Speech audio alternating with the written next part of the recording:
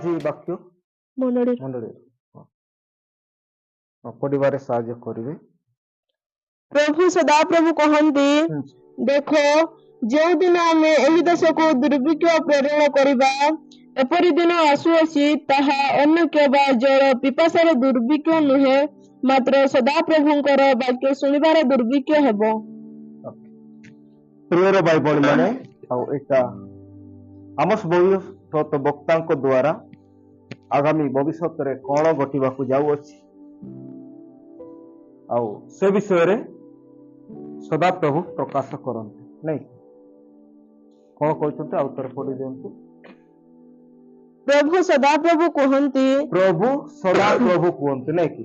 ପ୍ରଭୁ ଆଉ ସଦାପ୍ରଭୁ ହେଲା, ସଦାପ୍ରଭୁ ନୁହେଁ, ସଦାପ୍ରଭୁ। ଦେଖ ଦେଖ ଯେଉଁଦିନ ଆମେ ଏହି ଦେଶକୁ ଦୁର୍ଭିକ୍ଷ ପ୍ରେରଣ କରିବା, ଯେଉଁଦିନ ଆମେ ଏଇ ଦେଶକୁ ଦୁର୍ଭିକ୍ଷ ପ୍ରେରଣ କରିବା, ଦୁର୍ଭିକ୍ଷ ମାନେ କିନେ ରିଙ୍ଗେ ଦୁର୍ଭିକ୍ଷ, ଏପରି ଦିନ ଆସୁଅଛି, ଏପରି ଦିନ ଆସୁଅଛି ନାଇଁ, ଆସି ନାହିଁ କିନ୍ତୁ ଆସୁଅଛି ମାନେ ପାଖେଇ ଆସିଲାଣି ନାଇଁ, ଆସୁଅଛି। ଆସୁଛି ମାନେ କିଛି ପଞ୍ଚାପଞ୍ଚି ହେଲାନି ନା ନାଇଁ, ବୁଝୁଥିଲେ ମାନେ ନିହାତି ଆଦା ହରାଛି ବେଟା ହଜୁ ଆଉ ସେ ପଞ୍ଚାପଞ୍ଚି ହେଇଗଲେ, ପଞ୍ଚି ଗଲେ, ଏପରି ଦିନ ଆସୁଅଛି ନାଇଁ। ଆଉ ମୁଁ ଆରମ୍ଭରେ ଯେମିତି ଆପଣ ମାନଙ୍କୁ କହୁଥିଲି ଯେ ବଡ ଦିନ ଗଲା ନାଇଁ କି, ତାପରେ ଆଜି ଗୀତ ଗାଇଲେ କଣ ଯୁଗ ଶେଷ ଦିନ ନାଇଁ କି। ଆଉ ଏଇଟା ଆମେ ବାକ୍ୟରେ କଣ ଦିନ ବୋଲି ପଢୁଛି,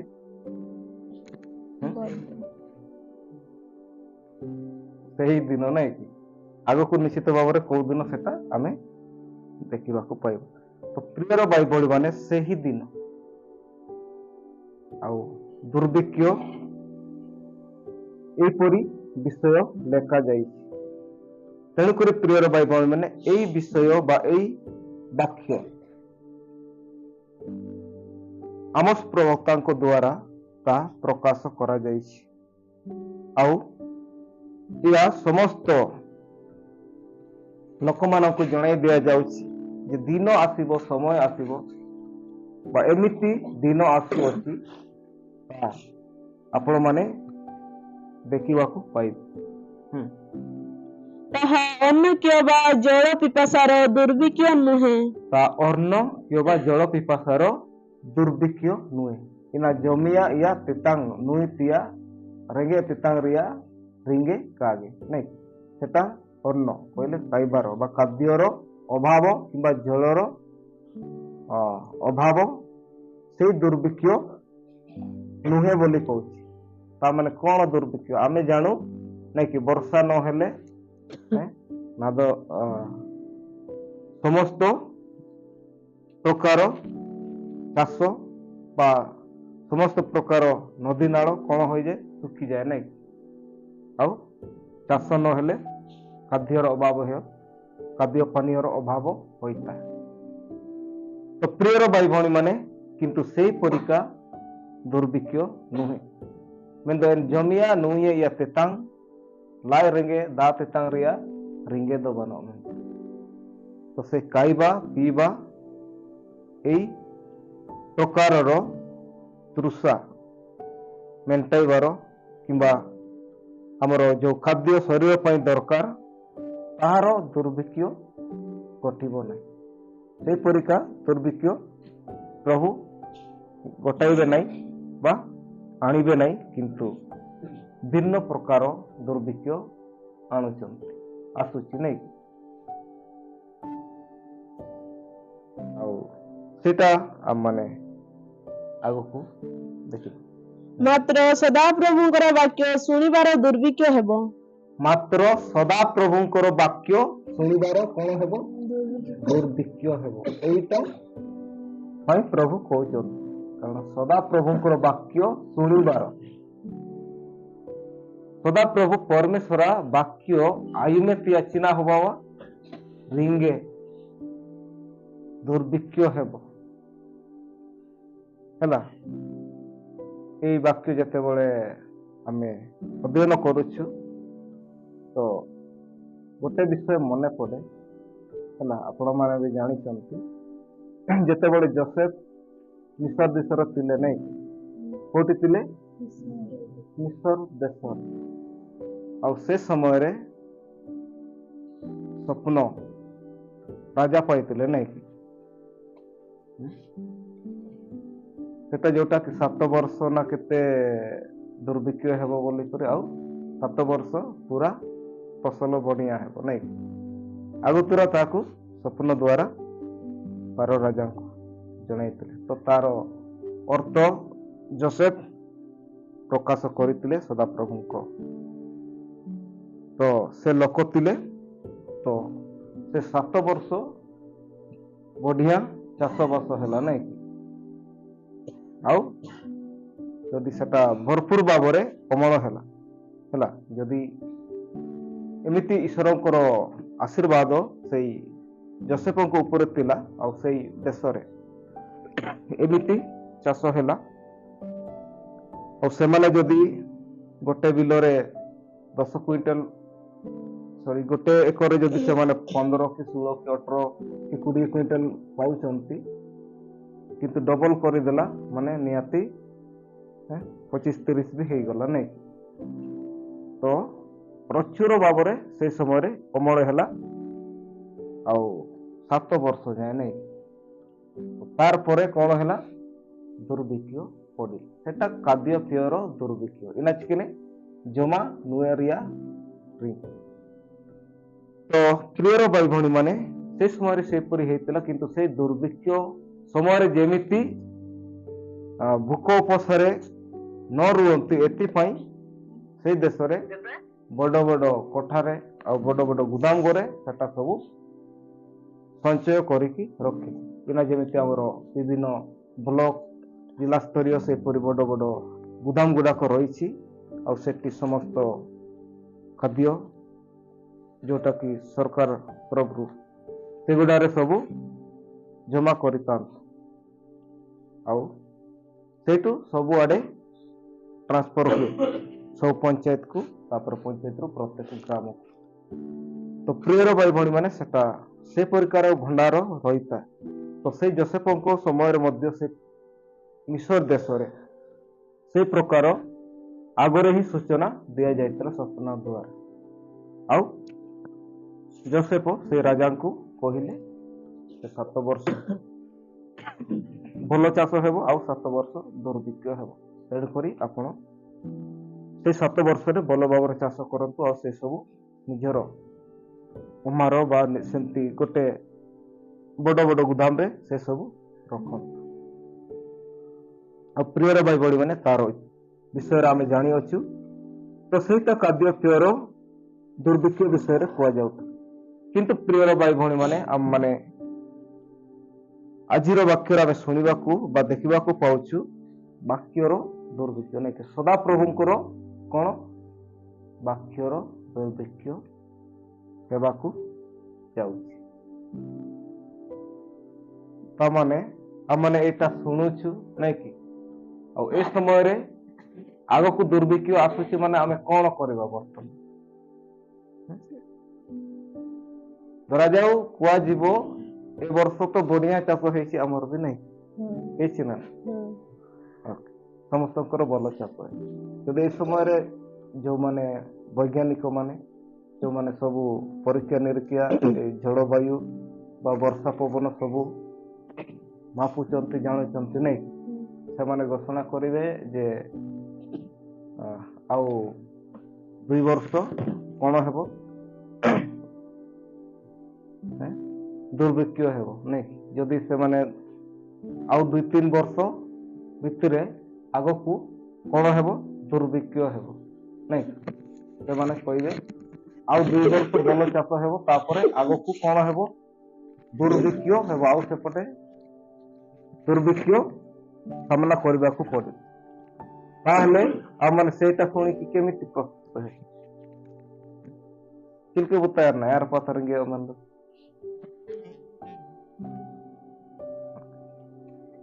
तो आमे दुर्भिक्षर ବିଷୟ ବା ସେଇ କଥା ଯଦି ଆମେ ଶୁଣୁ ତାହେଲେ କ'ଣ କରିବା? ଆଗକୁ ତ ଦୁର୍ଭିକ୍ଷ ହେବାକୁ ଯାଉଛି, ତେଣୁକରି ଆମେ କ'ଣ କରିବା?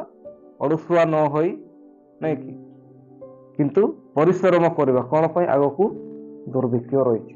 ଆଉ ଭଲ ଭାବରେ ଆମେ ଚାଷ କରିବା ପାଇଁ କ'ଣ ହେବା? ପୁରା ପରିଶ୍ରମ କରିବା ନାଇଁ ଚାଷ କରିବା ପାଇଁ। ଆଉ ସବୁ ବଢ଼ିଆ କରି କ'ଣ କରିବାକୁ ହେବ? ଆମକୁ ଅମଳ ସବୁ ରଖିବାକୁ ହେବ ନାଇଁ କି ସଞ୍ଚୟ କରିବାକୁ ପଡ଼େ। ଆମମାନଙ୍କୁ ବାଣୀ ଏତେ ନା ଶିଖିବାକୁ ଜାଣକେ ଏତେ ବିକେଇବାକୁ ତାର ପାତେ ସିନା ମିନା ରିଙ୍ଗେ ମିନା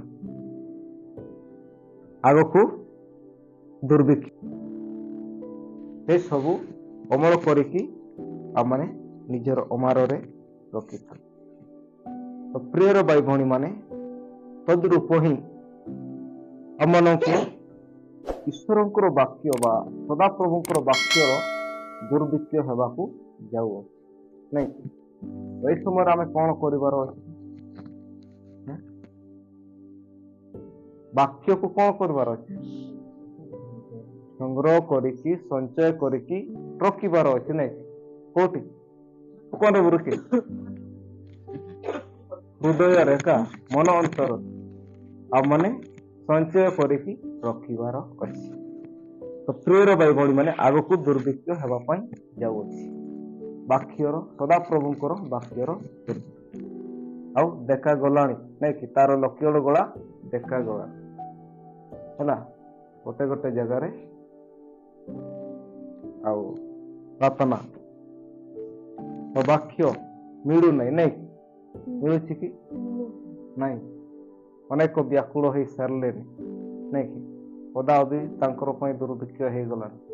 କେଜାଣି କହି ହେଉନାହିଁ ଆମର ଏଠି ବି କେବେ ହେବ ନାଇଁ କି? କିନ୍ତୁ ଆଗତୁରା ଆମମାନଙ୍କୁ ଜଣାଇ ଦିଆଯାଉଛି। ଆୟାର୍ତେ ଆମମାନଙ୍କୁ ଦେଖେ। ତେଣୁକରି ପବିତ୍ର ଶାସ୍ତ୍ର ବାଇବେଲ କୁହେ ସୁଯୋଗର କ'ଣ କର? ସଦ୍ବ୍ୟବହାର କର ନାଇଁ କି? ଆମମାନେ ବର୍ତ୍ତମାନ ବାକ୍ୟ ଶୁଣିବା ପାଇଁ ସୁଯୋଗ ପାଇଅଛୁ। ଆଉ ଏହି ସୁଯୋଗକୁ ଆମମାନେ ଯେମିତି ସଦ୍ବିନିଯୋଗ କରିବା ଆଉ ଈଶ୍ୱରଙ୍କର ବାକ୍ୟ ଶୁଣିବା ପାଇଁ ଆମମାନେ ପଢ଼ିବା ପାଇଁ ଆମମାନଙ୍କୁ ସୁଯୋଗ ମିଳିଅଛି, ସମୟ ପାଇଅଛୁ। ଆଉ ଠିକ୍ ପ୍ରଭୁ ମଧ୍ୟ ଆମମାନଙ୍କୁ ଉତ୍ତମ ସ୍ୱାସ୍ଥ୍ୟ ଦେଇ ବଢ଼ିଆ ରଖିଛନ୍ତି ନାଇଁ କି? ଆଉ ଏଇ ସମୟରେ ଆମମାନେ ଈଶ୍ୱରଙ୍କର ବାକ୍ୟ ଶୁଣିବା ପାଇଁ ଉପାସନାରେ କେମିତି ସହଭାଗିତାରେ ବାଇବେଲ ଅଧ୍ୟୟନ କରିବାରେ ଆମମାନେ ଜୋରସୋର ପରିଶ୍ରମ କରିବାକୁ ପଡ଼ିବ ନାଇଁ କି? କ'ଣ କରିବାକୁ ପଡ଼ିବ? ପରିଶ୍ରମ କେତେ ହବା ପାଇଟି ହବା ବାକ୍ୟ କୁହେ ତୁମେ ସ୍ୱର୍ଗରେ କ'ଣ କର? ଧନ ଆପଣା ଲାଗି ସଞ୍ଚୟ କର। ଧନ କେମିତି ସଞ୍ଚୟ କରାଯାଏ? ବିନା କାମରେ ସଞ୍ଚୟ କରିପାରିବା କି? ଧାନ ଯୋଉ ଆମେ ଚାଷ କରୁଛୁ ସେଟା ବିନା ପରିଶ୍ରମରେ ଟିକେ ଅମଳ ହେଇଛି କି? ନାଇଁ। ତ ସ୍ୱର୍ଗରେ ଧନ ସଞ୍ଚୟ କରିବାକୁ ହେଲେ ଆମମାନଙ୍କୁ କାର୍ଯ୍ୟ କରିବାକୁ ହେବ। ଆଉ ଈଶ୍ୱରଙ୍କର ବାକ୍ୟ ଆମମାନଙ୍କୁ ଶୁଣିବାର ଅଛି ଆଉ ଆମ ନିଜ ହୃଦୟରେ ରଖିବାର ଅଛି। ଆଉ ପ୍ରିୟର ଭାଇ ଭଉଣୀ ମାନେ, ତାହେଲେ ଆମମାନଙ୍କ ହୃଦୟରେ ସେହି ବାକ୍ୟ ସଞ୍ଚୟ ହେଇକି ରହିବ। ଆଉ ଗୋଟେ ଗୋଟେ ଦେଶରେ ଏମିତି ବ୍ୟାନ୍ କରାଗଲାଣି ଆଉ ସେଠି ବାଇବେଲ ଧରି ପାରିବ ନାହିଁ କି ବାଇବେଲ ପଢି ପାରିବ ହେଲା। ଆଉ ସଦାପ୍ରଭୁଙ୍କର ଧନ୍ୟବାଦ ହଉ, ଆମର ଇଣ୍ଡିଆ ବା ଭାରତରେ ବା ବହୁତ ଦେଶରେ ସେମିତି ହେଇନାହିଁ, କିନ୍ତୁ ଆଗକୁ ହେବାକୁ ଯାଉଅଛି। ତେଣୁକରି ପ୍ରିୟର ଭାଇ ଭଉଣୀ ମାନେ, ଏଇ ସୁବର୍ଣ୍ଣ ସୁଯୋଗ ହାତ ଛଡା କରନ୍ତୁ ନାହିଁ ନାଇଁ କି? କ'ଣ କରନ୍ତୁ ନାହିଁ? ହାତ ଛଡା କରନ୍ତୁ ନାହିଁ, ନହେଲେ ପରେ ଦୌଡ଼ିବାକୁ ପଡିବ। ସେଟା ବି ତଳରେ ଲେଖା ହେଇଛି କେତେ ଦୂର ଦୌଡ଼ିବା ନାଇଁ କି? ତେଣୁକରି ପ୍ରିୟର ଭାଇ ଭଉଣୀ ମାନେ, ବର୍ତ୍ତମାନ ଆମେ ବାକ୍ୟ ଶୁଣିବାର ସୁଯୋଗ ପାଉଅଛୁ। ଆଉ ଦିନ ସମୟ ଆସିବ ତାର ଦୁର୍ଭିକ୍ଷ ହେବ।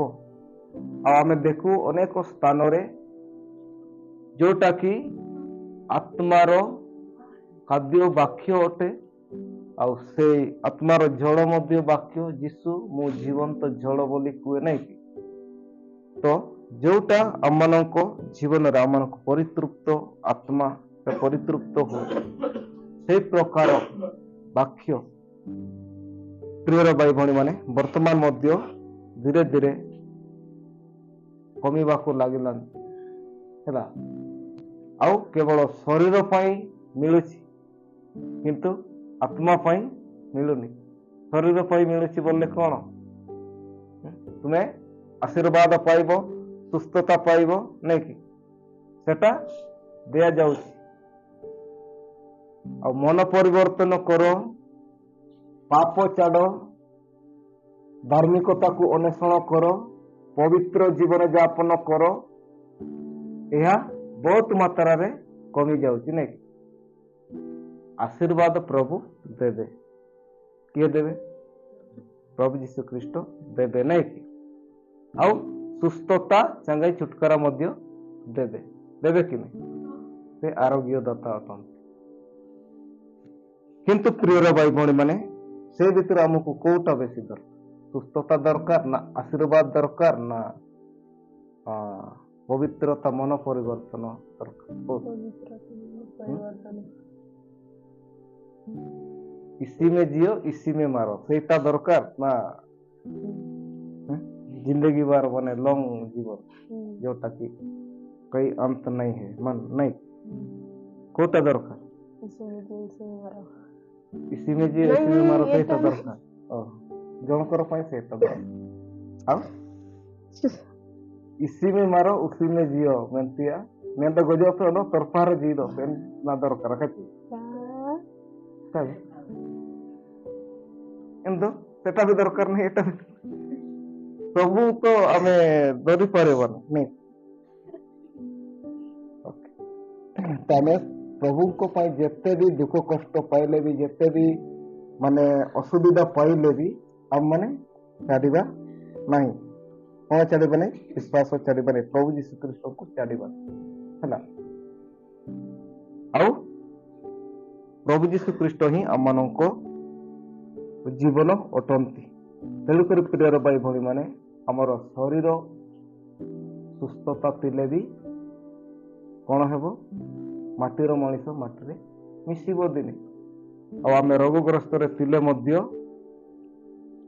ମରିବା ନାଇଁ କି? ତ ପ୍ରିୟର ଭାଇ ଭଉଣୀ ମାନେ ପ୍ରଭୁ ଶାରୀରିକ ଆକାରରେ ବି ଆମମାନଙ୍କୁ ସୁସ୍ଥତା ଦିଅନ୍ତି ଆଉ ଆଶୀର୍ବାଦ ବି ଦିଅନ୍ତି। କିନ୍ତୁ ପ୍ରିୟର ଭାଇ ଭଉଣୀ ମାନେ ଆମମାନେ ସେତିକିରେ सीमित ରହିବା ନାହିଁ। आशीर्वाद मिल गया, सुस्थता मिल गया तो सब कुछ हो गया, नहीं कि? आशीर्वाद मिलला, सुस्थता मिलला, सब है। ଆଉ ଗୋଟେ ମୁଖ୍ୟ ଜିନିଷ ସେଟା ଚିନ୍ତା କରୁନାହାନ୍ତି। ସଦାପ୍ରଭୁ ପରମେଶ୍ୱର ସେ ସବୁ କରିପାରନ୍ତି। କିନ୍ତୁ ପ୍ରିୟର ଭାଇ ଭଉଣୀ ମାନେ କିନ୍ତୁ ବାକ୍ୟ ଶୁଣିବା ଆଉ ପବିତ୍ର ଜୀବନ ଯାପନ କରିବା ଆଉ ପରିବର୍ତ୍ତନ ହେବା এই ବିଷୟ ଆମମାନେ ବର୍ତ୍ତମାନ ସୁଯୋଗ ପାଇଅଛୁ। ତେଣୁକରି ପ୍ରିୟର ଭାଇ ଭଉଣୀ ମାନେ এই ବାକ୍ୟ ଶୁଣିବା ଆଉ ବାକ୍ୟ ବୁଝିବାର ଆଉ ବାକ୍ୟ ଅଧ୍ୟୟନ କରିବାର ବର୍ତ୍ତମାନ ଆମମାନେ ସୁଯୋଗ ପାଇଅଛୁ। ଆଉ ଦିନ ସମୟ ଆସିବ ଆମମାନଙ୍କ ପାଇଁ ଦୁର୍ଭିକ୍ଷ ହେବ ଆଉ ସେ ସମୟରେ ମିଳିବ ନାହିଁ। ତେଣୁକରି ଆମମାନେ ଏ ସମୟରେ ଆମେ ଏ ସୁଯୋଗର ସଦ୍ବ୍ୟବହାର କରୁ। ଅର୍ଥାତ୍ ଆମମାନେ ପ୍ରଭୁଙ୍କ ବାକ୍ୟ ଶୁଣିବାର ସାଙ୍ଗତି ସହଭାଗିତାରେ ଗିର୍ଜା ଉପାସନାରେ ଆମମାନେ ଲାଗିକି ରହିବା। ନେକ୍ସଟ ପଦ ପଢିବେ। ସେଟା ସରିଛି ନା? ଲୋକମାନେ ଏକ ସମୁଦ୍ର ଠାରୁ ଅନ୍ୟ ସମୁଦ୍ର ପର୍ଯ୍ୟନ୍ତ ଓ ଉତ୍ତର ଦିଗରୁ ପୂର୍ବ ଦିଗ ପର୍ଯ୍ୟନ୍ତ ଭ୍ରମଣ କରିବେ। ସେମାନେ ସଦାପ୍ରଭୁଙ୍କର ବାକ୍ୟର ଅନ୍ୱେଷଣ କରିବା ପାଇଁ ଏଣେ ତେଣେ ଦୌଡ଼ିବେ ଆଉ ତାହା ପାଇବେ ନାହିଁ। ଲୋକମାନେ କୋଉଠୁ କୋଉଠି ପର୍ଯ୍ୟନ୍ତ ଦୌଡ଼ିବେ ବୋଲି କହୁଛି। ଆଉ ଥରେ ପର୍ଯ୍ୟନ୍ତ ଲୋକମାନେ ଏକ ସମୁଦ୍ର ଠାରୁ ଅନ୍ୟ ସମୁଦ୍ର ପର୍ଯ୍ୟନ୍ତ। ଲୋକମାନେ ଏକ ସମୁଦ୍ର ଅନ୍ୟ ସମୁଦ୍ର ପର୍ଯ୍ୟନ୍ତ ନାଇଁ ଓ ଉତ୍ତର ଦିଗରୁ ପୂର୍ବ ଦିଗ ପର୍ଯ୍ୟନ୍ତ ଭ୍ରମଣ କରିବେ। ଉତ୍ତର ଦିଗରୁ ପୂର୍ବ ଦିଗ ପର୍ଯ୍ୟନ୍ତ କ'ଣ କରିବେ? ଭ୍ରମଣ କରିବେ ହେଲା। ଉତ୍ତର ଦିଗ ଏତେ ପୂର୍ବ ଦିଗ ଯାକେ ଚିକିୟ ସେନ୍ ଦିଗରୁ ନିର୍ଦିଗରୁ तो सबुआडे से माने खोजिबे सबुआडे से माने एटी संगति हेउची सेठी प्रार्थना हेउची कि सबु खोजिबे ସେମାନେ ସଦାପ୍ରଭୁଙ୍କର ବାକ୍ୟର ଅନ୍ୱେଷଣ କରିବା ପାଇଁ ସେମାନେ ସଦାପ୍ରଭୁଙ୍କ ବାକ୍ୟର ଅନ୍ୱେଷଣ କରିବା ପାଇଁ କ'ଣ କରିବା ପାଇଁ ଅନ୍ୱେଷଣ ମାନେ ଇନା ନାମ ୟା ଅଟଙ୍ଗେ ପାଞ୍ଜାୟ ଲାଗେ ତେଣେ ତେଣେ ଦୌଡ଼ିବେ ଏଣେ ତେଣେ ଦୌଡ଼ିବେ ଆଉ ତାହା ପାଇବେ ନାହିଁ ଆଉ ତା ପାଇବେ ନାହିଁ ସେଇ ସମୟ ଆମମାନଙ୍କ ପାଇଁ ଆଉ ସୁଯୋଗ ନଥିବ ଯେଉଁମାନେ ସେଇ ସମୟରେ ରହିବେ ସେମାନଙ୍କ ପାଇଁ ଆଉ ସୁଯୋଗ ନଥିବ ବର୍ତ୍ତମାନ ଯେଉଁମାନେ ବାକ୍ୟ ଶୁଣିବାର ଅବହେଳା କରୁଛନ୍ତି ହେଲା ଯେଉଁମାନେ ନିଜର ମନ ପରିବର୍ତ୍ତନ କରିବାରେ ଅବହେଳା କରୁଛନ୍ତି ସେମାନଙ୍କ ପାଇଁ ସେଇ ସମୟରେ ସୁଯୋଗ ନଥିବ ଯେଉଁମାନେ ବର୍ତ୍ତମାନ ପରିବର୍ତ୍ତନ ହୋଇଛନ୍ତି ବାକ୍ୟ ଆଧାରିତ ଜୀବନ ଯାପନ କରୁଛନ୍ତି ପବିତ୍ର ଜୀବନ କାଟୁଛନ୍ତି ସେମାନଙ୍କ ପାଇଁ ନୋ ଟେନସନ୍ କ'ଣ କ'ଣ କହିଲେ ନୋ ଟେନସନ୍ ମାନେ ତ ଚିନ୍ତା ନାହିଁ ନାଇଁ ଯେତେବେଳେ ଆସିଲେ ପ୍ରଭୁ ଯୀଶୁ ଖ୍ରୀଷ୍ଟ ଆଉ ଏଇ ଦୁର୍ଭିକ୍ଷ ଆସିଲେ ମଧ୍ୟ ଆମମାନଙ୍କୁ କିଛି ଫରକ ପଡ଼ିବ ନାହିଁ ନାଇଁ କାହିଁକିନା ଆମେ ସଞ୍ଚୟ କରିକି ରଖିଛୁ ଈଶ୍ୱରଙ୍କର ବାକ୍ୟ କେମିତି ଜୀଇବାକୁ ହେବ କେମିତି ରହିବାକୁ ହେବ ଆମେ ଜାଣିଛୁ ନିଜକୁ କେମିତି ପବିତ୍ରତା ରହିବାକୁ ହେବ ଆମେ ଜାଣିଛୁ ନାଇଁ କାହିଁକିନା ଆମେ ତାହା କରିଅଛୁ ପରିବର୍ତ୍ତନ ହୋଇଅଛୁ ଆଉ ତାଙ୍କର ବାକ୍ୟ ଆମମାନଙ୍କ ହୃଦୟରେ ସଞ୍ଚୟ କରିଅଛୁ ତେଣୁକରି ଆମମାନଙ୍କ ଠାରୁ ଯଦି ବାଇବେଲ କି ଛଡ଼େଇକି ନେଇଯାଉ ବାଇବେଲ ପଢ଼ିବା ପାଇଁ ସୁଯୋଗ ନଦେଲେ ବି ଆମମାନେ ଯାହା ଶିଖିବା ପାଇଛୁ ସେ ଅନୁସାରେ ଆମମାନଙ୍କର ଜୀବନ କ'ଣ କରିବା ଆଗକୁ ବଢ଼ିପାରିବା ତ ପ୍ରିୟର ଭାଇ ଭଉଣୀମାନେ ସେହିପରି ଏକ ସମୟ ଆସିଯାଉଛି ଆସୁଅଛି ଆସି ପହଞ୍ଚି ନାହିଁ କିନ୍ତୁ ପାଖାପାଖି ହେଲା ତେଣୁକରି ଯେଉଁମାନେ ବର୍ତ୍ତମାନ ସୁଯୋଗ ପାଇଅଛନ୍ତି ସେମାନେ ଆଉ ବିଳମ୍ବ କରନ୍ତୁ ନାହିଁ ଆଉ ନିଜ ହୃଦୟରେ ଈଶ୍ୱରଙ୍କର ବାକ୍ୟ ଭରପୁର ଭାବରେ ସଞ୍ଚୟ କରିକି ରଖନ୍ତୁ ଆଉ ଦିନ ସମୟ ହେବ ଆଉ ପ୍ରାର୍ଥନା କରିବାର ବାକ୍ୟ ଶୁଣିବାର ସୁଯୋଗ ପାଇବେ ନାହିଁ ସେଦିନ ସୁନ୍ଦରୀ କୁମାରୀ ଗଣ ସେଦିନ କି ଗଣ ସୁନ୍ଦରୀ କୁମାରୀ ଗଣ ନାଇଁ ସେମାନଙ୍କର ପାଇଁ ବହୁତ ଅବସ୍ଥା ଲେଖାଯାଉଛି ନାଇଁ ସୁନ୍ଦରୀ କୁମାରୀ ଗଣ ଯେଉଁମାନେ କି ଅବିବାହିତା ନାଇଁ ସୁନ୍ଦରୀ ଯୁବତୀ ଗଣ ନା କ'ଣ ଲେଖା ହେଇଛି ପଢ଼ନ୍ତୁ ଆଉ ଥରେ ସେଦିନ ସୁନ୍ଦରୀ କୁମାରୀ ଗଣ ସେଦିନ ସୁନ୍ଦରୀ କୁମାରୀ ଗଣ ନାଇଁ ହଁ ଓ ଯୁବକମାନେ ସୁନ୍ଦରୀ ଆଉ ସୁନ୍ଦରୀ ଯୁବତୀ ଗଣ ଆଉ ସୁନ୍ଦର ଯୁବକ ଗଣ କାନ କଲକାର କର୍ଣ୍ଣ ଉନ୍ନମୁକ୍ତ ପୁରା କଲିକି ଶୁଣ ହେଲା ତୃଷାରେ ମୂର୍ଚ୍ଛାପନ ହେବେ ତୁଷାରେ କ'ଣ ହେବ ମୂର୍ଚ୍ଛାପନ ହେବ ତ ସେ ସମୟରେ ପୁରା ଚିତ ପାଠ ପକେଇ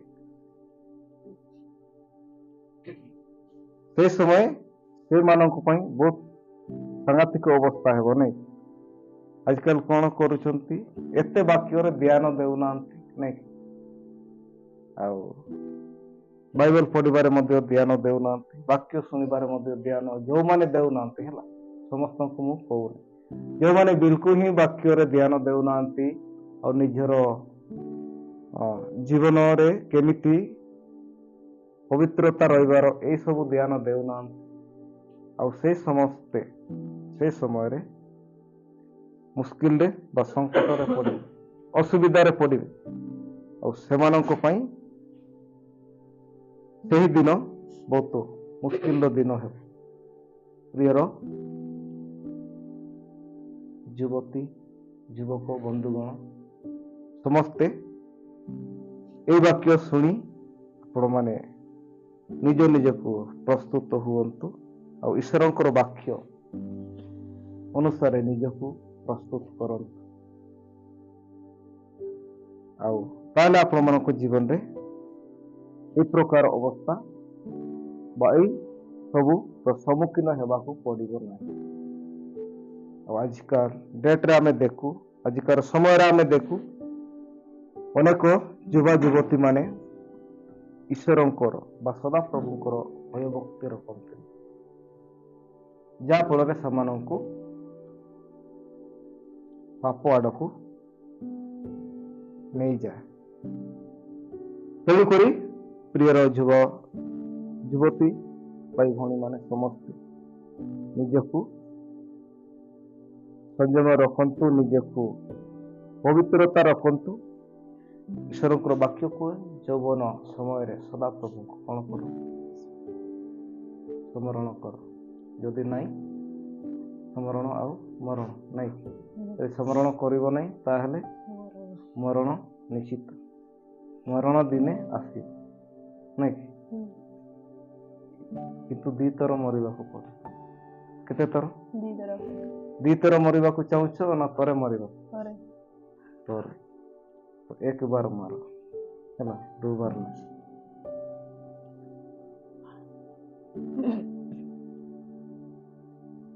ତାହେଲେ ଆମେ ଶରୀର ଆକାରରେ ମରୁ, ତାପରେ ଆମେ ଯଦି ସେମିତି ଦେଖିବା ତାହେଲେ ଯେତେ ବି ଆମର କ'ଣ କହିବା, ଯେତେ ବି ଆମର ଶରୀର ଇଚ୍ଛା ଅଭିଳାଷ ଯେତେ ବି ରହିଛି ସେଇ ସବୁ ପାଇଁ ମଧ୍ୟ ମରିବାର ଅଛି ହେଲା। ହେଲେ ଯାଇକି ନିଜକୁ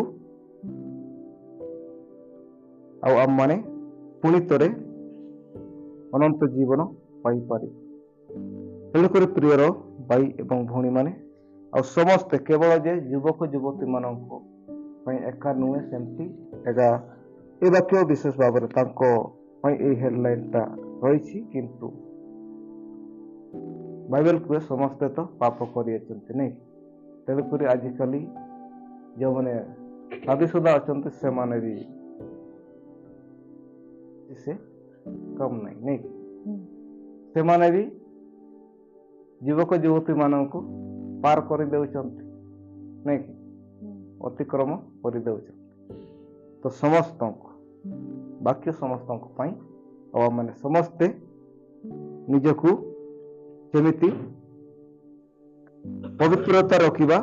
ତେଣୁକରି ଏଇ ପବିତ୍ର ବାଇବେଲ ଉପର ଭାଗରେ ତାର ଲେଖାଯାଇଛି ପବିତ୍ର ବାଇବେଲ ବୋଲି ନାଇଁ କି। ଆଉ এই ବାକ୍ୟ ଶୁଣିଲେ, এই ବାକ୍ୟକୁ ଯଦି ପାଳନ କରିବା, এই ବାକ୍ୟ ଅନୁସାରେ ଜୀବନଯାପନ କରିବା, ତାହେଲେ ଆମମାନେ ପବିତ୍ର ହେଇଯିବା। କ'ଣ ହେବା? ପବିତ୍ର ହେବା। ଯୀଶୁ ଖ୍ରୀଷ୍ଟଙ୍କ ବହୁମୂଲ୍ୟ ରକ୍ତ ଦ୍ୱାରା ଆମମାନ ପାପ କ୍ଷମା କରିବ ଆଉ ଆମମାନେ ପବିତ୍ର ହେବା। ପବିତ୍ର ବିନୁ ଆମମାନେ ଈଶ୍ୱରଙ୍କ ଦର୍ଶନ ପାଇପାରିବା। ତେଣୁକରି ପ୍ରିୟର ଭାଇ ଭଉଣୀ ମାନେ, ଏପରି ସମୟ ଦିନ ଆସୁଛି ଆଉ ଆମମାନେ ସେ ଅନୁସାରେ ନିଜକୁ ପ୍ରସ୍ତୁତ ହେବା। ଆଉ ଏଇ ସୁଯୋଗ ଆମେ ହାତଛଡ଼ା କରିବାନି, ନହେଲେ ପରେ ଆମମାନଙ୍କୁ ପସ୍ତାଇବାକୁ ପଡ଼ିବ। ତେଣୁକରି ସମୟ ଥାଉ ତ ଆମମାନେ ବିଳମ୍ବ ନ କରିବା। ଆଉ ଏ ସମୟରେ ଆମେ ଯେତେ ସମ୍ଭବ ଆମମାନେ ଅକ୍ଳାନ୍ତ ପରିଶ୍ରମ କରିବା। ଆମମାନେ ଯେତିକି ଶରୀର ପାଇଁ ପରିଶ୍ରମ କରୁଛୁ, ଆମମାନଙ୍କର ଆତ୍ମିକ ଖାଦ୍ୟ ପାଇଁ ବି ଆମେ ପରିଶ୍ରମ କରିବାକୁ ପଡ଼ିବ। ଈଶ୍ୱରଙ୍କର ବାକ୍ୟ ଶୁଣିବା ପାଇଁ, ଈଶ୍ୱରଙ୍କର ବାକ୍ୟ ଅଧ୍ୟୟନ କରିବା ପାଇଁ, ପ୍ରାର୍ଥନାରେ ରହିବା ପାଇଁ, ଆଉ ନିଜ ଜୀବନକୁ ପବିତ୍ର ରଖିବା ପାଇଁ, ଏଇ ବିଷୟରେ ଆଉ ସ୍ୱର୍ଗ ରାଜ୍ୟ ପାଇଁ ଆମମାନେ ପ୍ରସ୍ତୁତ ହେବା ପାଇଁ ସବୁବେଳେ ଆମମାନେ ସେଇ ଲକ୍ଷ୍ୟ ଭରସା ରଖିବା। ଆଉ ସେ ଅନୁସାରେ ଆମମାନେ ନିଜକୁ ତୟାର କରିବା, ପ୍ରସ୍ତୁତ ହେବା। ନହେଲେ ଦିନ ସମୟ ଆସିବ ଆମମାନେ ପଶିଯିବା। ତ ଠିକ ଅଛି ପ୍ରିୟର ଭାଇ ଭଉଣୀ ମାନେ, ଆଉ ଏଇ ବାକ୍ୟ ଅନୁସାରେ ଆପଣମାନେ ନିଜ ନିଜ ବିଷୟ ଆଉ ନିଜ ନିଜ ଜୀବନରେ ସମୀକ୍ଷା କରନ୍ତୁ। ଆଉ ଏଇ ସୁଯୋଗ ଆମମାନେ ଯେମିତି ହାତ ଛଡ଼ା ନ କରୁ। ଠିକ ଅଛି, ପ୍ରଭୁ ଏଇ ବାକ୍ୟ ଦ୍ୱାରା ସମସ୍ତଙ୍କୁ ଆଶୀର୍ବାଦ କରନ୍ତୁ। ଆମେନ୍।